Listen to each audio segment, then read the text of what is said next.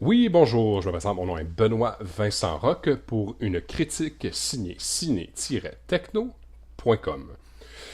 Aujourd'hui, je vais vous présenter la critique d'un film que j'ai écouté en version Blu-ray qui se nomme Batman Gotham by Gaslight. Film réalisé par Sam Liu. Plusieurs acteurs prêtent leur voix pour cette animation, entre autres Bruce Greenwood, Jennifer Carpenter et Anthony Head.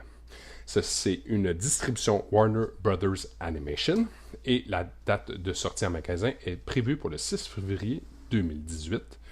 Film d'une durée de 78 minutes, soit 1 heure et 12 minutes.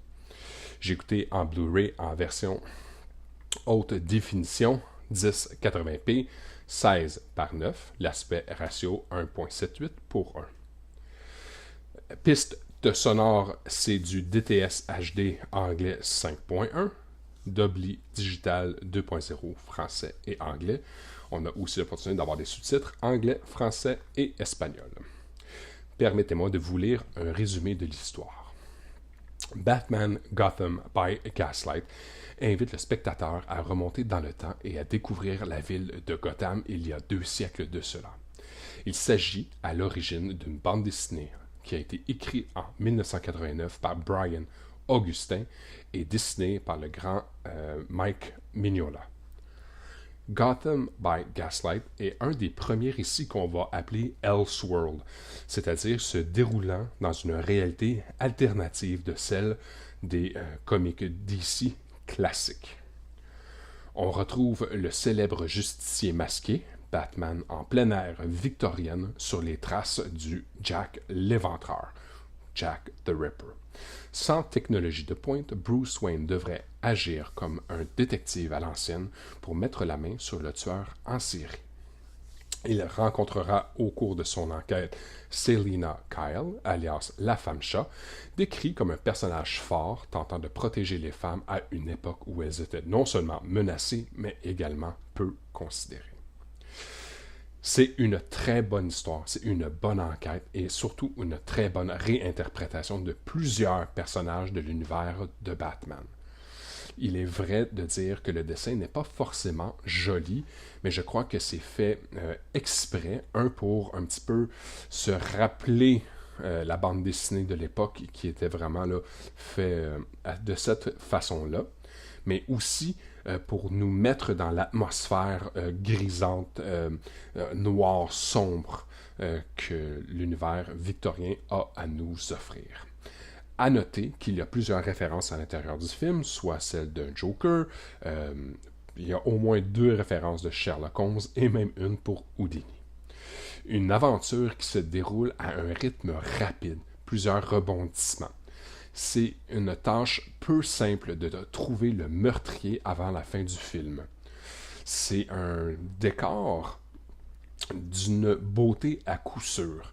Alors oui, les personnages sont vraiment, quand vous allez regarder sur la bande-annonce ou le film, vous allez tout de suite reconnaître ce tir de crayon-là qui est gras, qui est gris, qui est pas élégant. Ceci dit, tout ce qui entoure les personnages, par contre, c'est d'une beauté à couper.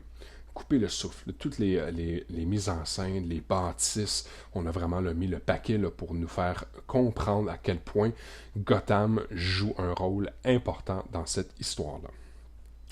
Faire attention car ça n'est pas un film conçu pour les enfants. Plusieurs scènes violentes, sanglantes et graphiques. Alors, bien entendu, c'est non seulement déconseillé pour les enfants, mais aussi pour les gens qui ont le cœur sensible. Plusieurs suppléments nous sont offerts dans le format Blu-ray. Alors, le premier étant ce qu'on appelle Caped Fear, The First Elseworld. Alors, nous permettant de comprendre c'est quoi exactement cet univers Elseworld-là qui, dans le fond, sert à réimaginer certaines histoires d'origine. On connaît tous l'histoire de Superman et de Clark Kent, mais qu'est-ce qui serait arrivé si la fusée aurait atterri en Russie au lieu des États-Unis? C'est le genre de petite capsule qui nous est présentée là, dans Cape Fear. On a aussi le droit à des commentaires audio par l'équipe de production et de réalisation. un premier regard sur le film d'animation Suicide Squad Hell to Pay. Alors, on nous met quand même bien, on nous sert bien la table sur ce court-métrage-là qui s'en vient sous peu. Et From the DC Vault, 2 épisodes. Le premier étant Showdown, épisode de Batman, la série animée, qui est un classique, bien entendu, à regarder. Et Trial of the Demon, un épisode de Batman figurant dans la série The Brave and the Bold. Prenez compte que ces 2 épisodes sont fournis seulement qu'en anglais. En conclusion, si vous êtes un amateur de Batman, si vous êtes quelqu'un qui aime les histoires un peu sombres, bien entendu, je vous recommande fortement ce film d'animation. C'est bon, l'intrigue est bonne, le débit est vite, on est capable de bien s'immerser dans cet univers-là, et ça fait du bien aussi de revoir des vieux personnages qu'on connaît bien, avec peut-être d'autres MO, d'autres façons de faire. Alors j'ai vraiment beaucoup apprécié. Sur ce, mon nom est Benoît Vincent Roch et je vous invite à fréquenter le site web ciné-techno.com pour d'autres de nos critiques DVD Blu-ray. Bonne journée.